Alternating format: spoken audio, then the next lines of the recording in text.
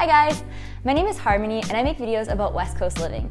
But more recently, I've been making a cabin series because my partner Alex and I just recently purchased a cabin in the woods and we've been renting it out as an Airbnb. So as you can tell from the title of the video, we've been pretty successful in a very short time, and we started with absolutely no experience, and this is just kind of our first time going through. But we've learned a lot of lessons throughout the way in the past few months, and today I wanted to share some of the things that I've learned with you in case you're thinking about maybe doing an Airbnb or getting involved in the short-term rentals business. Okay, the first tip that I want to talk about is choosing a property, like when you're in the buying process, that shows well. And what I mean by this is there's a lot of different houses that are for sale and not all are created equal. A lot of houses are built kind of poorly, and that's because developers don't really care about building the most architecturally profound structure, which is problematic because the Airbnbs that do the best are unique. They do have interesting characteristics, but that's not typically as easy to find. So when we were looking for our place, I am relentless about certain characteristics. Like lighting is one of the most important things in not only making your pictures show well, but also, having a light and bright space that feels comfortable. Things like floor to ceiling windows. In our place, we have a pitched 20-foot ceiling. Again, that's a unique characteristic. We have timber beams. That's great for the cottage niche. So if you're in the process of looking for a house or an apartment to flip, keep those things in mind. Lighting, views. Do you guys have amenities nearby? So we're right next to a provincial park and it has stunning trails and all of these other things that are an asset to whoever would be staying. So really look for a property that you'll be able to take pictures of that will look incredible and make people be like, I need to stay there. And yeah, sometimes it takes a while to find a property with those unique characteristics. However, patience pays off because, as you can see from the title, we've been able to, in our first 4 days, we generated around $25,000 to $27,000 because we do have a spot that shows really well and that gets people excited. So that would be my first tip. The next thing is you're going to want to market yourself and your property on multiple different platforms. So although Airbnb can do a really good job of boosting your listing, you don't want to just rely on Airbnb. So in our case, we created an Instagram account for our property, and mind you, I haven't really promoted it too much, but I'll put it below in case you want to check. Consider sharing things on your Facebook, on any kind of social networks where you have a presence or you have friends or people who can pass along your listing to others. So one of the biggest things that helped with our Airbnb launch was creating a lot of brand awareness on YouTube. So to do this, I started by making a ton of different cabin content and took people along for the journey of buying the cabin, setting it up, and people started to get excited and could picture themselves visiting and being there. More importantly, it really helped them connect with the brand that we're trying to build. If you're thinking of promoting your own Airbnb on YouTube, there can be a huge payoff to doing so. The videos that you make don't actually have to be that complicated, and often a simple montage that shows people the space and kind of gives them an idea of the vibe allows people to imagine what kind of experience they'll have. So making the videos is actually quite easy, but finding the right music is probably the hardest part, and that's because when it comes to storytelling, music sets the tone for everything else, and so it's very important to find quality music that really sets the right tone for these videos. So that's why what I did is I use a platform called Epidemic Sound, and they have a massive library of royalty-free music online that you can use, and they have all kinds of different playlists, 35,000 different songs to choose from. They have sound effects, and so if you're putting together that special montage, you can use these to make the exact right kind of video that fits your Airbnb property. Now, the reason you want to make sure you're using royalty-free music specifically is because music is intellectual property, and you are not allowed to use someone else's intellectual property, especially when it's for something commercial, like for promoting your Airbnb business. So if you breach someone's copyright rules, you could either have copyright strikes put on your YouTube video, or in a worst case situation, they can actually take your video down. So to avoid that, make sure you're using a platform like Epidemic Sound, and you can use this in all types of content. You can use it on YouTube, your Instagram stuff, you can use it in podcasts. So if you want to get started with Epidemic Sound, I'll put a link in the description that you can click, or you can head over to epidemicsound.com, and it's a great resource for anyone who creates any sort of online content. Okay, so the next tip that I have is to think about capacity. So majority of Airbnbs have space for 6 people and under. Once you get above like 8 to 10 to 12 person capacity, the amount of Airbnbs available becomes much smaller, which means that if you are a host, it puts you in a more niche category and it creates more demand.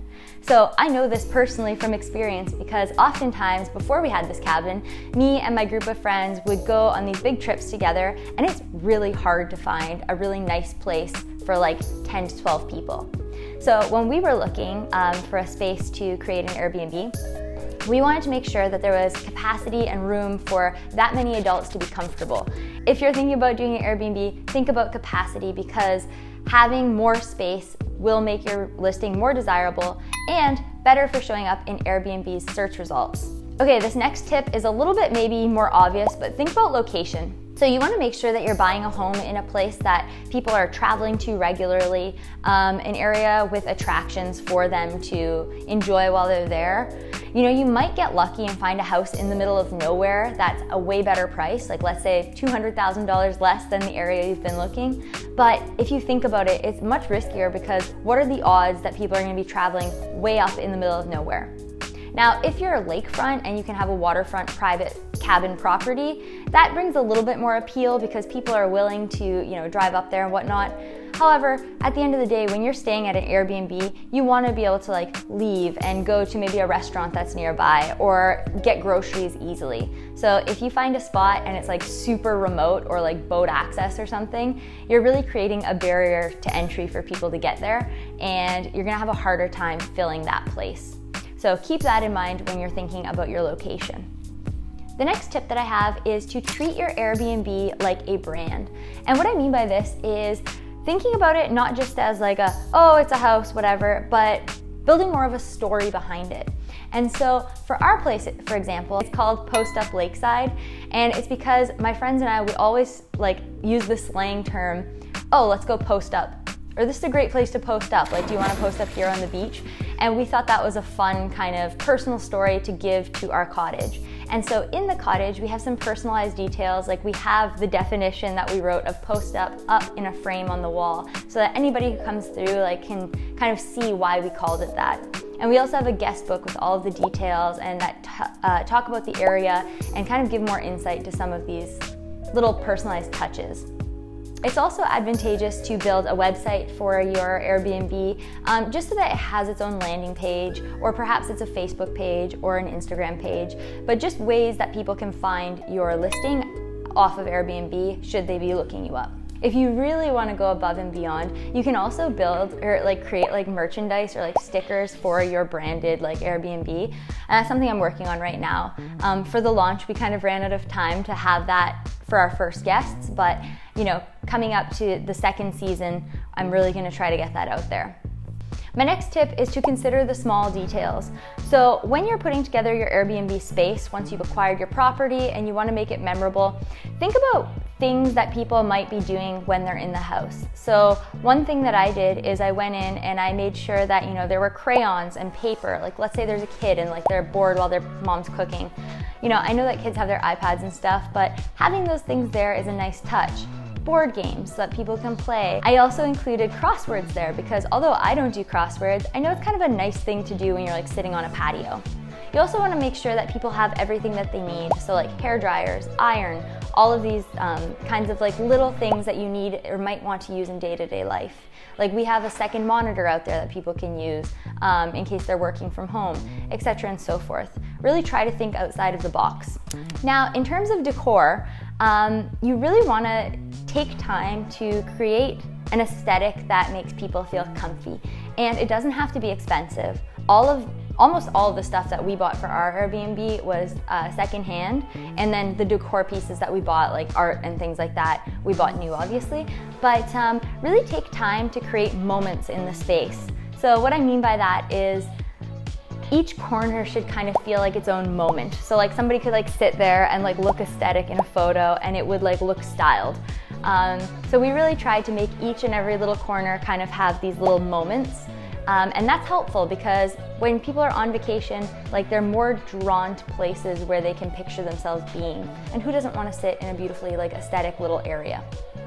just something to think about. But I'm actually gonna create a full video about the decor of the cabin, and you could check that out. I'll link it below, or I'll add a card here so you could take a look. The next thing is photography. So photography matters, and luckily between Alex and I, we already had all of the skills in-house to put this project together. We do photography, we do videography, we do brand work. So like all of these things we were actually able to create ourselves.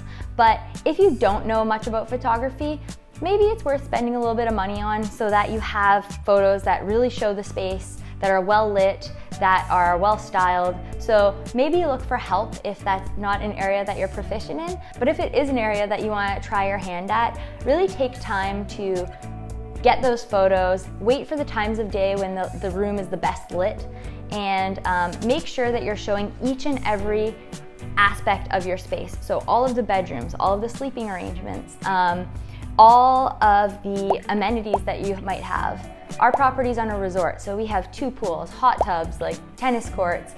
We have like a playground for children. We have 2 beaches. So I took time to make sure that all of those different amenities were not just listed in text, but we had photos to show, because it's such a cool place, right? So we wanted to make sure people could see that.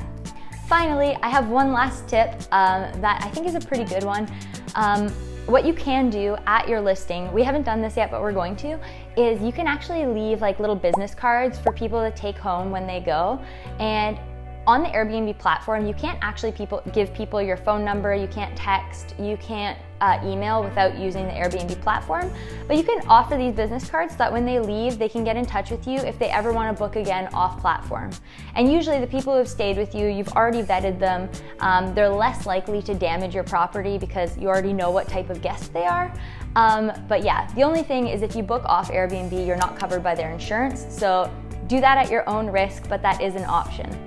We had a few guests that found us through YouTube, and we went off platform to accommodate them, and they were 2 of the best guests that we've had. They were so kind, like they were just enthusiastic and treated the place with all the most respect.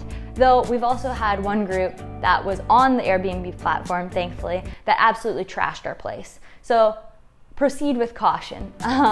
Yeah, because the worst thing would be having $1,000 in damages like we did and not being able to have any of that covered. That was our second guest too, but maybe that horror story will be something for later.